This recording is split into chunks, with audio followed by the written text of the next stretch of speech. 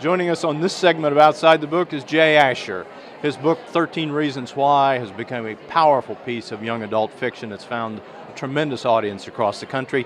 He's also the author of The Future of Us, co-written with Carolyn Mackler. Jay, thank you very much for being with us on Outside the Book. Yeah, thanks for having me here. 13 Reasons Why has certainly found an audience across the country, but it was probably a bit slow to do that. How do you understand that process? Why was it a bit slow? What happened? What changed? How do you understand what happened with this book in terms of finding its audience? Yeah, I mean, you can never pinpoint exactly what happened, but it is fun to think about. And, you know, when my publisher first put out the book, really serious books, it had been a while since something really took off. So they didn't put tons of marketing. They kind of wanted to see what the response was going to be to it. And 6 months after it came out, it hit the New York Times bestseller list, which was an amazing shock to me. I had no idea it was going to really build like that. But I have to say that's kind of the best way for it to happen, because that means it's this word of mouth thing. It's teens finding the book and teens really identifying with it and telling other teens, and just it rippling out from there. So you know it's really the book itself that's speaking to people more than a marketing thing. And so for me as the author, not expecting that at all, it was a huge thing. But I will say it's always been very bittersweet too. Like, as the author of the book, you're extremely happy to have a book that's a bestseller.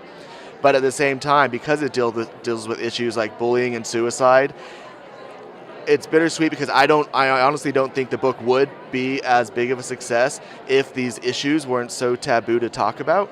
Because I do know a lot of teens first approach the book because they know it deals with something that they've either experienced or know people that have experienced these things, and it's kind of a safe way to approach these issues because it's so difficult to talk about otherwise. It is indeed a painful and difficult topic, and you've approached it in a terribly creative and insightful way. Thanks.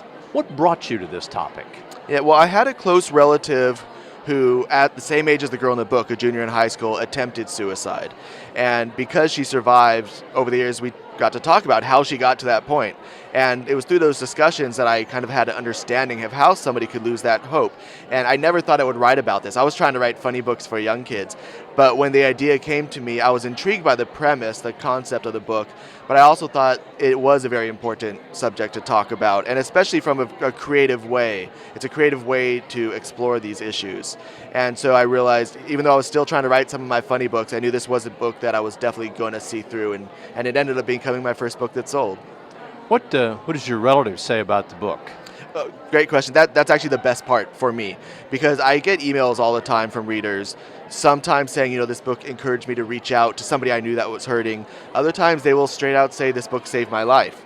And I've shared enough of those with my relative, who now, she's doing great. This happened, you know, a long time ago, but she's now heard enough of those responses from readers that she says if she had to experience what she did that led to her attempt, that led to the inspiration behind a book that has helped so many people, it was worth it, which is an amazing thing. Nobody's ever going to say anything that profound to me, you know.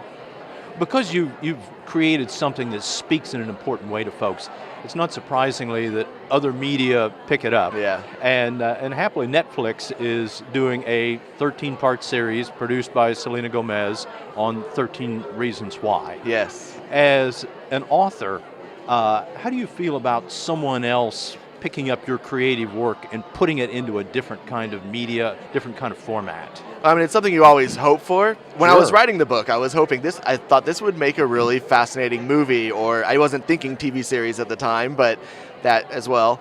And yet there's also something scary. When they first approached me about it, you know, I wanted to say yes, but I was also very nervous. Because, you know, there's all these horror stories about books that turn into a movie or whatever that end up not being very good from the author's perspective, at least. Mm-hmm. And so you're nervous about that. I feel I am very lucky with the people that wanted to turn it into a Netflix series.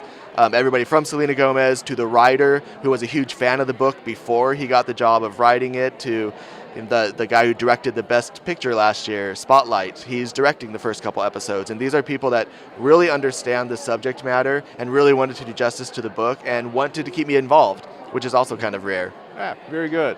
Yeah. One of your readers slipped me a question. Okay. And the suggested question is, why is Clay so likable? So Clay's the character. He gets these cassette tapes from this girl who commits suicide, and you're in his head as he's listening to these tapes and trying to, you're wondering why he got these tapes, because she's explaining 13 stories about people at her school who she feels led her to this decision. And I knew the majority of the suspense of the book was going to be you wondering what this guy did, because he's who you're identifying with as the reader. And so I knew if what he did was horrible, one, he would know about it right at the beginning of the book, in which case there goes all the suspense. But I also knew he's the character you're identifying with. You're hearing Hannah's story through him, filtered through him. And I felt if what he did was really horrible, you would feel horrible when you realized it for following him so closely.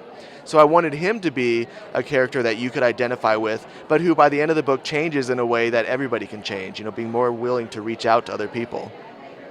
Well, Jay, it's a powerful story. And is this your first manuscript? Not by far. I actually spent 12 years trying to get published with other books, like I said, funny books for young kids. Yeah. And this was the first thing I'd written for teens, first thing I had written that was serious. And so it ends up being my first book published. And then, of course, you're known as a serious teen author when that's not at all what you were going for, but now I love being that. Speaking at schools to students is my favorite thing as an author. So you persevered as a writer and it worked. Yeah, very absolutely. Good. Yeah, 12 years, long time. Jay, it's a powerful story, and thank you very much for being with us on Outside the Book. Thank you. This is Outside the Book. We're at the 2016 Southern Kentucky Festival of Books, and my name is David Lee, and thank you very much for joining us.